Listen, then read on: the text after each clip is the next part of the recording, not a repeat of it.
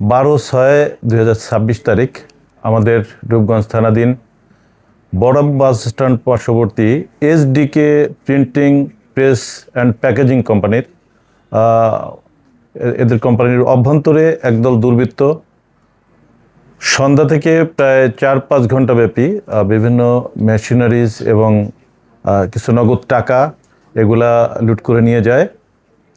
আর ওইখানে এ সময়ে প্যাকেজিং ফ্যাক্টরির ভিতরে কিছু কর্মী ছিল, তাদেরকে জিম্মি করে ফেলে এবং প্যাকেজিং কোম্পানির 3 জন নাইট গার্ড এবং গার্ড ছিল যারা, তাদেরকেও জিম্মি করে ফেলে।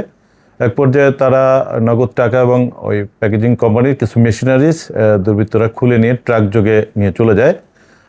আমরা ঘটনার সংবাদ পেয়ে তাৎক্ষণিক ঘটনাস্থল পরিদর্শন করি এবং এই ঘটনায় একটি নিয়মিত মামলা রুজু করি।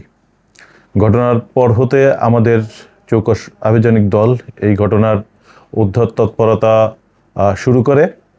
এই 8 দিন পরে এসে আমরা এই ঘটনায় লুণ্ঠিত মালামালের এক অংশ, এটা আমাদের চট্টগ্রাম মহানগরী এলাকার পাহাড়তলী এবং আকবরশাহ থানা এলাকা হতে আমরা 2 জন ডাকাতকে গ্রেপ্তার করি এবং এই ডাকাতির ঘটনায় লুণ্ঠিত দুটি বড় কম্প্রেসার মেশিন সহ আরও 2টি মোটর আমরা তাদের কাছ থেকে উদ্ধার করি এবং ইতিমধ্যে মামলাটির ঘটনায় যারা জড়িত তাদের এই গ্যাংয়ের বেশিরভাগ সদস্যকে আমরা শনাক্ত করেছি।